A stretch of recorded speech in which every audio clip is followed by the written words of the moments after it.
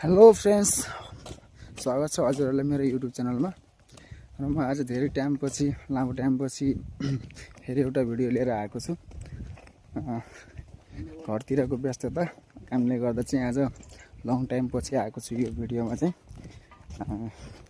अनि आज चाहिँ म यसो हाम्रो छत्रदेव गाउँपालिकाको वार्ड नम्बर 3 को वडा कार्यालयमा जाँदैछु म चाहिँ आज नागरिकताको सिफारिस बनाउनको लागि।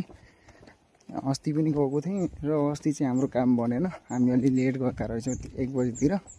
त्यही भएर चाहिँ अलिक नेट नचलेको हुनाले अलि लेट भयो। आज चाहिँ आज पनि समथिङ त्यस्तै 1 बजिसकेको छ। अब आज हेरौँ बन्छ कि बन्दैन, के कस्तो हुन्छ है, के कस्तो अब त्यही गएर थाहा हुनेछ। आज चाहिँ मेरो भाइको चाहिँ नागरिकता बनाउनु पर्नेछ, त्यही भएर चाहिँ अब नागरिकता बनाउनु जानु लाग्यो। हामी चाहिँ सिफारिस बनाउनु जानु लाग्यो नागरिकताको।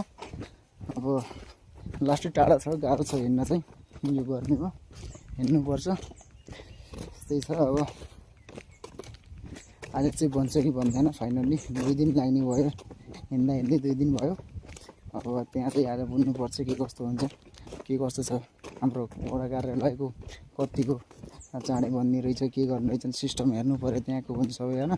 अब हेरौँ के कस्तो हुन्छ, वहीँ गएपछि थाहा हुन्छ। ल बाँकी भिडियो वहीँ गएर है त।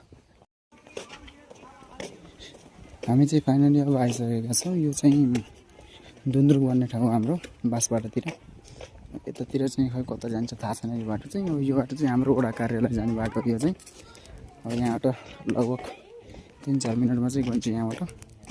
अब लगभग पुगिसकेको छ। र हाम्रो गाउँपालिकामा जाने बाटो चाहिँ पुरै पिच बाटो भइसकेको छ अहिले चाहिँ। पहिला चाहिँ यहाँ धुलै हुन्थ्यो, हिँड्न नसक्ने हुन्थ्यो, पुरा गाडी हिँडेर धुलै हुन्थ्यो। अहिले चाहिँ पिच भइसकेको छ, एकदम सर्रो छ, सजिलो छ अहिले चाहिँ हिँड्नको लागि। र यस्तो छ पुरै बाटो चाहिँ। यो चाहिँ मेरो भाइ हो, यसैको चाहिँ नागरिकता बनाउनु जाँदैछ, नागरिकताको सिफारिस बनाउनु जाँदैछौँ हामी चाहिँ। अब लगभग हामी चाहिँ फाइनली आइसकेका छौँ, अब धेरै टाइम छैन।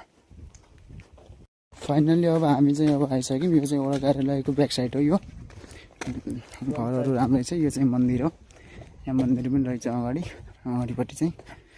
यस मन्दिरहरूको अहिले व्यवस्था पनि राम्रो भइरहेको छ हाम्रोतिर चाहिँ। यो चाहिँ हाम्रो गाउँ हो, हेर्न सक्नुहुन्छ पुरा। त्यो चाहिँ बालकोट माथि, वहाँ बालकोट चाहिँ माथि हाम्रो त्यो बन्दैछ, त्यहाँ हस्पिटल बन्दैछ अहिले नयाँ। र यो सबै हाम्रो गाउँ हो, हेर्न सक्नुहुन्छ पुरा हरियाली छ पुरा जताकतै।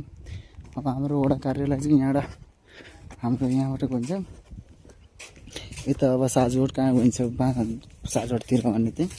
यता चाहिँ हाम्रो वडा कार्यालय। हाम्रो वडा कार्यालय चाहिँ यही हो।